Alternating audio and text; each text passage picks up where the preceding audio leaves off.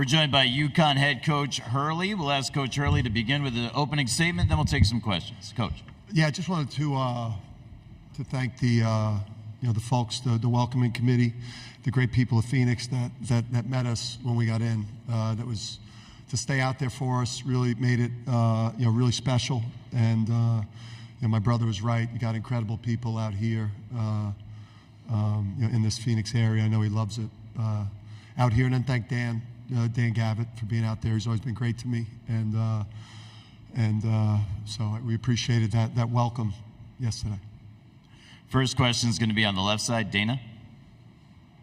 Dana O'Neill with The Athletic. Dan, how was your flight? It was not, you know what, it was nice. You know what, it's like, I've had a lot of thoughts, because I've had a lot of time to think, just in a stationary situation. But, it's like, I think what goes through your mind once you're done, kind of complaining and cursing and muttering and trying to, you just start saying to yourself, like you don't really deserve to show entitlement. It's such an honor to get a chance to, and a once-in-a-lifetime experience to go play in a Final Four, coach in a Final Four, that, it's just, once kind of that edge wore off, you start, lucky to be here. We're lucky to get an opportunity to come play in the Final Four. And then who doesn't deal with problems with the airlines? I mean, people deal with it during the holidays, and it's just, it's something that you just got to get through, but it sucked. Up front and center. Dan Damamori from The Current. I know you alluded to it, I think, during the week somewhere, but can you give us your take on what you've seen from the women's team, if you've been able to watch them the other night, and what they've been able to do with what they've been up against? Yeah, just to see it in the building, because you walk by the training room and they got like a top 5 team in the country that's hurt and not playing. So, I mean, it's why Gino's one of the best coaches of his generation, and obviously the Paige and their crew. It's special, and to do it with everything that they've dealt with the last 2 years, it's just it's incredible. I mean, it just speaks to the level of Gino and his staff and UConn women's basketball, and why they've been the premier program in the country. Coach, we'll go to the center of the room. Jeff. Dan, you look terrific for somebody that didn't get any sleep. Terrific. Yeah. Well, I got 2 on the plane, okay, and then I got another 2 at the hotel. Wow, you look good. Caffeine, that's why God made caffeine. Everybody's talking about your team, and this one's a layup, right? You're going to beat Alabama, no problem. You've said you kind of make up some stuff to motivate your team. What have you made up so far to motivate your group so far? Yeah, I don't think at this point, with what Alabama's shown in terms of what they're capable of, to beat a number 1 seed in North Carolina, and just with how good their offense is. I mean, it'll be the best offense that we've guarded, this year. As good as Illinois was, this is better, just because I think they're deeper, just more athletic, just more guards that can break you down. And then look at we've lost 3 games. I mean, we got crushed at Creighton, and at Seton Hall we got our butt kicked too. So if we're not on our identity, like we're vulnerable like everybody else. But again, if we play elite offense, elite defense, and beat you on the backboard, we're tough to beat. Left side, just to the right of the aisle. Hey Dan, Dave Borges, Hearst, Connecticut Media. In the past, you've said you've preferred not to, for instance, play against your brother at Arizona State or form a team like URI or guys you know well. Does Nate fall into that purview? In a perfect world, you wouldn't have to go up against a good friend like that, or? Yeah, I mean, he definitely fits into the category. I would say would rather not play Bob or Nate. Or anyone that you're close to, maybe in the first round of the tournament, or maybe in an Elite 8 game. But this one, I think I'm excited to to compete against a friend in, in such a, big spot. This is like the Final Four. I think kind of changes it a little bit for me because, we've both done something incredible with the season, and then, somebody that I really care about is going to play for a national championship, preferably me. But I also care about Nate too, to a much lesser degree. Same area of the room, Chris. Chris Budden with ESPN. When you look at the people that have won back-to-back, Billy Donovan said he reached out to Bill Belichick. Kirby Smart at Georgia did a deep dive into the New Zealand All Blacks. I'm wondering who you've reached out to, who you've studied on how to sustain success. Yeah, Bill. Billy Donovan. I got, talking to him immediately. Really a week after the season ended last year, and I kind of, hit that emotional crash when it's over and it doesn't feel like maybe what you thought it would, in terms of that sustained euphoria kind of disappeared quickly. So we talked a lot about that and just the emotions of it all, and then then the mindset with the team. The difference is I had a whole new team basically. Coach K and Billy Donovan, the last two coaches to do it, they returned pretty much intact an entire dominant team, and we've done this while losing five of our top seven or whatever it was scorers, and only taking one in the portal. So doing it through player development and doing it through trusting freshmen and strategic portal. So it was different, and I'd say that we did talk about reigning and defending more than I was told to. Because and actually what we talked a lot about with Tristan, Donovan, and AK Carabin was you guys got a chance to make history at a place that is impossible to make history. And that was probably what we leaned into a lot with that returning core that could have been complacent because, been there, done that. Final Four, national championships, I did it already. Why do I got to push so hard? Well, you got a chance to make history in a place that is impossible to make history. Back of the room to the right of the aisle. Kyle Tucker with The Athletic. Sorry, Kyle. No, you're good. In a Final Four that's got a bunch of really unique big guys, what makes your guys special? Yeah, I just think his impact all over the court, because he moves so well and he's got such great mobility, Donovan, and he's got the motor and the feel. He could really pass, so we can move him around offensively in terms of 5 out or passing out of the post if he commands a double team. He's devastating in the ball screen game because he puts so much pressure on the rim as a roller, changes the gravity of the court that way. And then obviously, running the court in transition, the threes that he creates in the driving lanes because of his presence is a game changer. And then the defensive end is where he's at his best. He could get up in ball screen defense and slow a guard's momentum down, but still deal with the roller, which is going to be critical tomorrow. So just when you're 7'2", 260 and move like that, that's why he, not bad for honorable mention All Big East. Back of the room on the left, Fanta. Dan, John Fanta, Fox Sports.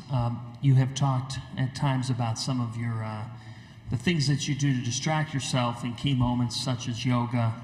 You took up painting at one time, mental exercises that are therapeutic. When you were stationary for 7 hours, what did you do to pass the time last night? Yeah, I ruminated a lot. I spiraled, and then I had my head in my hands a lot. I know Andrea storied that pose yesterday. Because the toughest part, we got a chance to go home, which was nice. So we sent the guys back to campus, because then we were going to leave at 11:30.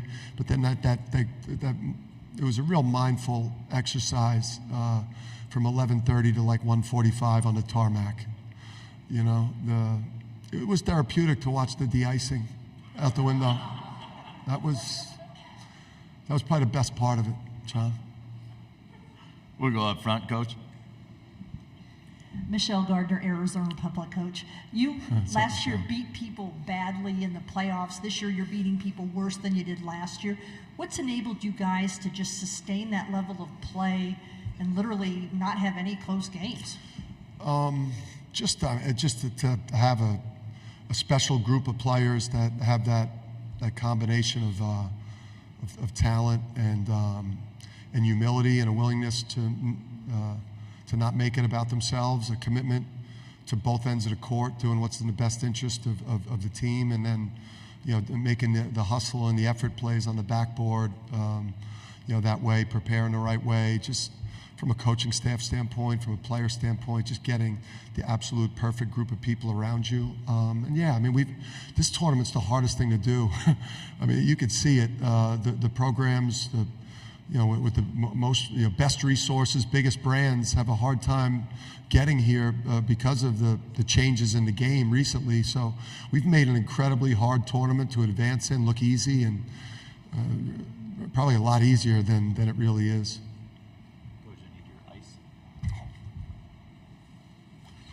Pay no attention to what's happening at this time. We're going to go to Matt and then Dan. Matt Norlander, CBS Sports. As you watch the de-icing solution kind of wash over the plane, I do have a genuine question for you, knowing how you are wired, Dan. Your players landed at about 6:15 body clock time, East Coast time. What adjustments have you made, if any, to get them? Dan, you paying attention? Yes, I'm listening. We're also de-icing. You know what? Yeah, exactly. I can wait? No, I'm listening. Okay. I got you. I'm following you. What adjustments have you made when it comes to prep? Obviously, they have no media availability here today, but you care a lot about the details and all that, so I'm wondering what adjustments I know you're very keen into to prep for Saturday night's tip. Yeah, we pushed things back a little bit, maybe like an hour and 15 today. The guys were able to sleep in a little bit.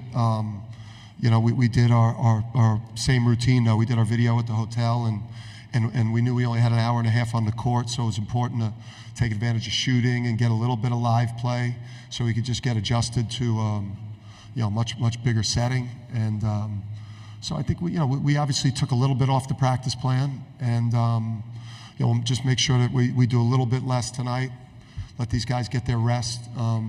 Listen, these guys were getting in a van, driving 14 hours to the Peach Jam and playing 2 hours later, so there's no excuses. I mean, I was driving a mini cheese bus to prep school games not too long ago. So, we're in the Final Four here, man, with a chance to advance, to repeat as national champions and make history. We're way past that shit. Dan. Yeah, Dan Wolken, USA Today. Nate was in here earlier and basically said that getting to know the Hurleys and especially your dad sort of made him realize that if he never advanced beyond becoming a high school coach, that was okay.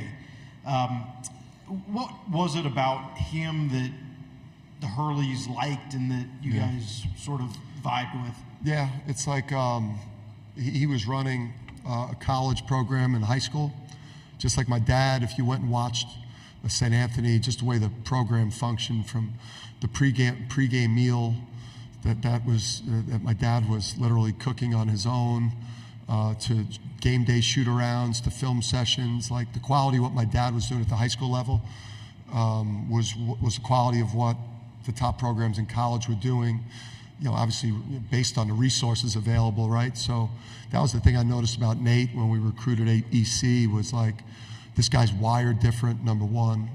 His different level of energy about him, just the way he shows up when you meet him, and then just the way he ran his program. I went and watched them before a state tournament game, have one of the most detailed video scouts that you'll see, and in the back they had spaghetti cooking on the stove. It was, you could see he was a high-level guy that just happened to be coaching in college. Second row center. We're going to use the front left mic, or the front right microphone. Excuse me. Second row. Ben Portnoy, Sports Business Journal. Dan, around the time that you got to UConn, there were some pretty well-documented financial issues for the athletic department as a whole. But when you look at the way things have changed over the time that you've been at UConn, whether that's as a basketball program or for the athletic department as a whole, what's that been like to see some of that growth and some of that change to kind of see where you guys are at now? Yeah, even going back to the 90s, I think when you'd pull up the campus and see how the university's changed into, just a world-class university with an incredible campus, and how Storrs, as a college town, has has really elevated. So I think when you get your program playing back to top of sport, and you find yourself on these big stages, there's obviously opportunity for the university to take advantage of these things, and what we did last year and what we've done this year and the attention that the men's and women get. The university's got to figure out every way to capitalize. Adam. Dan, Adam Zagoria, NJ.com. Glad you made it here safe. We got a Big East team in the Final Four here. We got a Big East team in the championship game of the NIT. What does that say about the Big East? And did the NCAA tournament screw up by not allowing Seton Hall in this tournament? I'm trying to move on, man. It's like you people are trying to. Oh man. Hey, listen. Shaheen, he's just an awesome coach, and the NIT has been a blast. I got a chance to watch a bunch of the games, but that Indiana-Cincinnati game, I watched that one night. That was an incredible game. Some of those NIT games have been awesome. Listen, you saw our Big East tournament games. You saw a game against St. John's. You saw what Seton Hall did to us in the regular season. You saw the season that Providence had, the high-end wins. Those teams, very well, could have, should have been in the tournament. Obviously, there's things that we got to do as a league better. You got to look in the mirror too. Across the board, you got to win non-conference games. You got to win big non-conference games, and then you can't lose bye games like nobody. Can't do stuff like that too. So as a whole, in the entire league, it's got to come through in the non-conference. But obviously, there was more teams deserving. But a lot of teams, there were some bids that were stolen. But listen, some of our hardest games this year have obviously come in the Big East. So yeah. You said it. Front row on the left side, Coach. Hey, Coach. Blake Neiman, Sun Devil Source.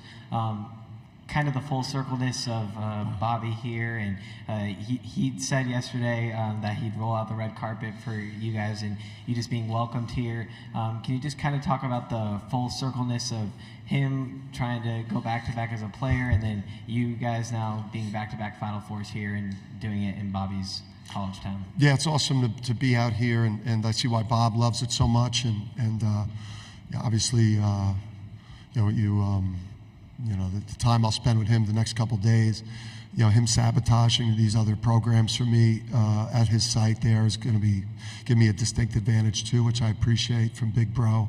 And it's just you could see why he loves it here. You could see why he values his job here, and I think when he's in a position, to have all the resources that a lot of us at this Final Four have, when he has that at his full disposal, he'll be up on this dais, and someday I'll be supporting him. Final question for Coach. Let's go over to the front row, UConn Radio. Wayne Norman, UConn Sports Network. Last week, you really sang the praises of Tristan Newton being one of the greatest guards in UConn history. I'm just wondering, do you think he's playing better this year than he did last year? Because he knows the plays better, he knows where the open man's going to be. Do you feel he's made a big step from last year when he was great to this year? Yeah, he's made a big step, a lot more on his shoulders from a leadership standpoint. Adama, Andre Jackson's like one of the great leaders all time in sports. Adama, by example, led like few men, could lead. That guy.